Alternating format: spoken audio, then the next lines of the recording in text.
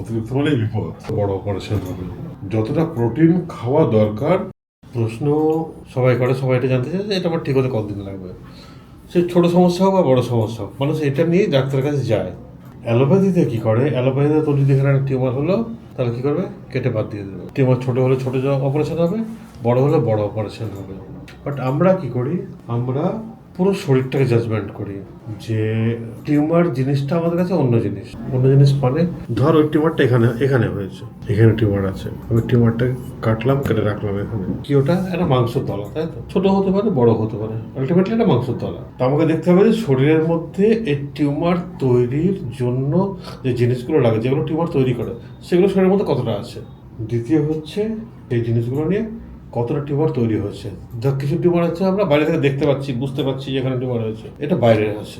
এমনও হতে পারে যে শরীরের ভেতরেও আছে, তাও হতে পারে যেটা আমরা দেখতে পাচ্ছি না বা বাইরে থেকে বুঝতে পারছি না, কিন্তু আছে। কখন বুঝতে পারি না, হঠাৎ করে ধর কোথাও ব্যথা শুরু হলো, যন্ত্রণা শুরু হলো বা কোনো একটা সমস্যা শুরু হলো, তখন আমরা ডাক্তারের কাছে যাই। ডাক্তার তখন কি করে, আমাদের চেক আপ করে রিপোর্ট করে আনতে পারে। তাতে দেখা যায় যে না, হ্যাঁ ভেতরেও আছে, হয়তো বাইরে ছোটো ছিল, ভেতরে বড় আছে।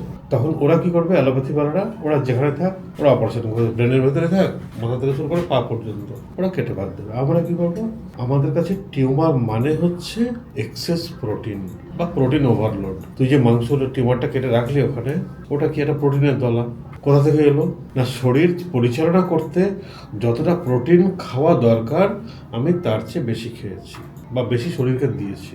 শরীর যতটুকু পেরেছে খরচা করেছে, বা যতটুকু দরকার পড়েছে খরচা করেছে, আর যতটুকু দরকার পড়েনি সেটাকে শরীর জমা করে করে রাখছে ভবিষ্যতের জন্য। এই যে জমা করে রাখাটা, এটাকে কি বলি আমরা? তাহলে কি করতে হবে, তাহলে দুটো কাজ। একটা হচ্ছে দেখতে হবে যে শরীরের মধ্যে প্রোটিন এক্সট্রা কতটা জমা আছে, সেটাকে ঠিক করতে হবে। ঠিক করতে হবে মানে, ঠিক করতে হবে মানে হচ্ছে যে শরীরে আমার কে জমা করেছে, আমি তো ইচ্ছা করে এখানে টিউমার বানাইনি, কে বানিয়েছে? আমার ব্রেন ডিসিশন নিয়েছে, তাই তো, যে আমি কোথায় জমা করবো। ফলে কি করবো, আমি ওর এখন প্রোটিনটা খাওয়া একদম কমিয়ে দেবো। প্রোটিন খাওয়া জিরো করা সম্ভব না, কারণ সব কিছুতে প্রোটিন আছে। তার গাছে পাতা ছিঁড়ে নিলে তাতেও প্রোটিন আছে, কারণ প্রোটিন ছাড়া উদ্ভিদ কোষ বা প্রাণী কোষ যাই হোক না কেন তৈরি হবে না। ফলে প্রোটিন সব কিছুতেই আছে। আমি কি করবো, হাই প্রোটিন যেটাতে খুব বেশি পরিমাণ প্রোটিন আছে সেটা বন্ধ করে দেবো, যেটাতে মিডিয়াম প্রোটিন আছে সেটা বন্ধ করে দেবো খাওয়া। এবার শরীর চালাতে গেলে আমার প্রত্যেকদিন প্রোটিনের প্রয়োজন আছে। আমার ব্রেন জানে যে ও কোথায় কোথায় প্রোটিন এক্সট্রা জমা করে করে রেখেছে। এবার আমার ব্রেন কি করবে, এবার দেখছি আমি তো বাইরে থেকে প্রোটিন পাচ্ছি না, তখন কি করবে, এবার এই যে জমা করাগুলো আছে এখন এগুলো থেকে নিয়ে ব্যবহার করা শুরু করবে। তাহলে কি হবে, এখানে এত বড় ছিল, আস্তে আস্তে আস্তে আস্তে কমে আসবে। সমস্যা কখন হয়, যখন এইখানকার জমে থাকা টিউমারটা শক্ত হয়ে যায়। এখানে প্রোটিনটা কে নিয়ে এসছে, এখানে ও তো বাইরে থেকে কিনে এনে লাগায়নি, রক্তের মাধ্যমে এসছে, ব্লাডের মাধ্যমে এসছে, দিয়ে এখানে জমা হয়েছে। এখান থেকে ফিরিয়ে নিয়ে যাওয়া সেই ব্লাডেরই দায়িত্ব। এখান থেকে অর্ডার দিবে, ও নিয়ে যাবে।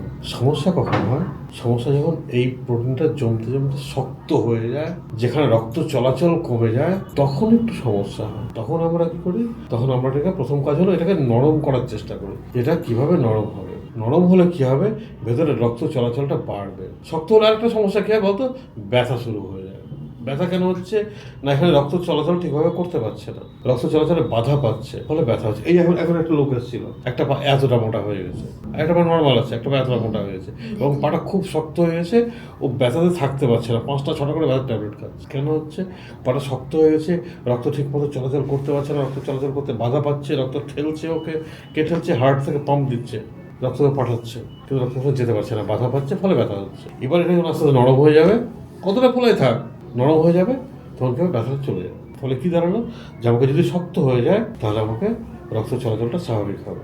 রক্ত চলাচল স্বাভাবিক হলে পরে এইবার এখান থেকে যে অর্ডারটা দিল, যে তুমি ওখানে এক্সট্রা প্রোটিন জমা করে রেখেছো, যে ওখান থেকে নিয়ে এসো, খরচা করো। কেন না, এখন বাইরে থেকে প্রোটিন আসছে না, এখান দিয়ে ঢোকার রাস্তা তো, এখান দিয়ে প্রোটিন বেশি আসছে না, কিন্তু আমার প্রোটিন লাগবে, ফলে কোথায় কোথায় এক্সট্রা জমা করে রেখেছো ওইগুলো খরচা করো। এইবার তোর প্রশ্নটা আসি, তুই বলিস স্যার ওটা কবে আমি দেখতে পাবো যে এটা কমেছে বা ভ্যানিশ হয়ে গেছে? আমাকে দুটো জিনিস দেখতে হবে, একটা যে কতটা বড় আছে, কতটা শক্ত আছে। ওটা যদি শক্ত হয়ে থাকে তাহলে ওটাকে নরম করতে হবে।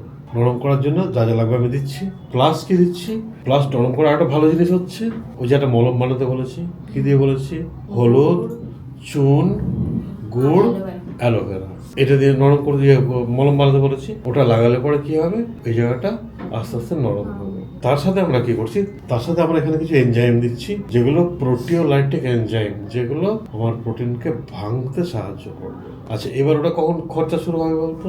ওটা খরচা শুরু হবে যখন ভেতরে জমে থাকা এক্সেস অতিরিক্ত প্রোটিনগুলো মোটামুটি শেষ হয়ে আসবে, তখন এবার ওগুলোকে টানা শুরু করবে। তার মানে আমি ওখানে যে দেখতে পাচ্ছি এটুকু টিউমার আছে, হতে পারে যে ভেতরে আরো ছিল বা এখনো আছে, ওর চেয়ে বেশি আছে। তো যেখানে বেশি আছে আগে সেগুলো নিয়ে খরচা করবে, তারপর যেখানে যেখানে কম আছে, ফলে যেখানে কম আছে সেখানে হয়তো আমি প্রথমবারে বা দ্বিতীয়বারে বা তৃতীয়বারে প্রথম খুব একটা ডেভেলপমেন্ট দেখতে পাবো না, স্যার এখন তো কিছু পরিবর্তন দেখতে পাচ্ছি না। কিন্তু আস্তে আস্তে যখন এগুলো খরচা হয়ে আসবে, তখন দেখবে না এবার ওখান থেকে নিতেই হবে, তখন এবার ওখান থেকে যাবে, যখন নেওয়া শুরু হবে তখনও ফিনিশ হয়ে যাবে। মানে এমন একটা সময় হবে যখন দেখলে 15 দিন আগে ছিল, 15 দিন পর আর কিছুই দেখছি না। এবার আমাকে তুই বল যে ও হাই প্রোটিন এখন কিচ্ছু খাচ্ছে না।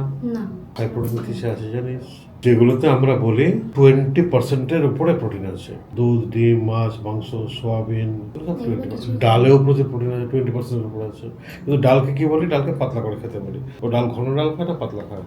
পাতলা ডালই খাই, কিন্তু ডালটাও বন্ধ। এগুলো হচ্ছে হাই প্রোটিন। এইবার আছে মিডিয়াম প্রোটিন। কাকে বলি? মিডিয়াম প্রোটিন বলি যেগুলো 10% থেকে 20%-এর মধ্যে আছে, সেগুলো হচ্ছে মিডিয়াম প্রোটিন। প্রোটিন ছাড়া তো কিছু হবে না। যারা আম খাচ্ছে চাও, আমের মধ্যে প্রোটিন আছে, কিন্তু 10%-এর কম আছে। সেই জন্য কি বলি? সেই জন্য বলি শাক সবজি ফলমূল বেশি খেতে, যাতে আমি প্রোটিনটা কম পাবো। কেন কম পাবো আগে বললাম, কেন কম দরকার আমার? কারণ আমার দরকার, শরীরে অলরেডি এক্সেস প্রোটিন জমা হয়ে আছে, অতিরিক্ত প্রোটিন জমা হয়ে আছে। আগে সেগুলো খরচা হবে, খরচা হলে পরে শরীরটা ফ্রেশ হয়ে যাবে। আমাদের শরীর অসুস্থ হয় কেন বলতো? এসব অপ্রয়োজনীয় জিনিসগুলো, অপ্রয়োজনীয় আমি বলবো না ঠিক, কারণ এগুলো দরকার আছে, প্রোটিনের দরকার আছে, কিন্তু প্রোটিন যতটা জরুরি, যতটা গুরুত্বপূর্ণ, অতিরিক্ত হয়ে গেলে ঠিক ততটাই বিপজ্জনক। ফলে অতিরিক্ত কোনো কিছু চলবে না, সব কিছু ব্যালেন্স করে আমাদের চলতে হবে। কতটা প্রোটিন খাবো, কতটা ফ্যাট খাবো, কতটা কার্বোহাইড্রেট খাবো, সেগুলো আমাদের ব্যালেন্স করে চলতে হবে। অতিরিক্ত কোনো কিছুই ভালো না। খাবার দাবার হোক, কারোর সাথে প্রেম করা হোক, কোনো কিছু অতিরিক্ত ভালো না। অতিরিক্ত মানে বিপদ। কিন্তু তোর কাছে অতিরিক্ত টাকা চলে গেলো, ধর এখন তোর কাছে ধর বাড়িতে ধর 10,000 টাকা আছে, হঠাৎ করে 10 কোটি টাকা ঢুকে গেল, বিপদ। পুলিশও আসবে, চোরও আসবে। তাহলে এইভাবে আমরা কি বলি? আমরা বলি প্রোটিন ম্যানেজমেন্ট। অতিরিক্ত প্রোটিন আছে, ওটাকে ম্যানেজ করো, লেভেল করো, ব্যালেন্স করো, বাস, তাহলেই হলো। তাহলে যা কিছু এক্সট্রা প্রোটিন ঝামেলা করছিল সেগুলো পরিষ্কার হয়ে যাবে। আগে খুব হাই প্রোটিন খেত, বেশি খেত, বাইরে থাকতে তো কেরালা, হ্যাঁ, ওখানে তো মাছ মাংস ছাড়া একটা দিনও যেত না, ফলে অতিরিক্ত প্রোটিন খেয়ে জমা করে গেছে। আরেকটা প্রোটিন কম করার রাস্তা আছে, সেটা হচ্ছে পরিশ্রমটা অতিরিক্ত করতে হবে। অতিরিক্ত পরিশ্রম করলে কি হবে? প্রোটিন খরচাটা বেশি হবে। দৌড়ঝাঁপ করে বেড়ানো, বাড়ির কাজ কাম বেশি করে করা, তোর কাজ কামগুলো করে দেওয়া, আর বসে থাকলে পরে টাইম লাগবে, পরিশ্রম বেশি। কারণ বসে থাকলে পরে হবে না বাবা, অল্প বয়স তো, এখন পরিশ্রম করার বয়স। পরিশ্রম করলে আমি রেজাল্টটা তাড়াতাড়ি দেখতে পাবো। আমাকে প্রোটিন ওভারলোডটা কমাতে হবে, বাস, তাহলেই হলো। এটা হচ্ছে প্রোটিন ওভারলোড।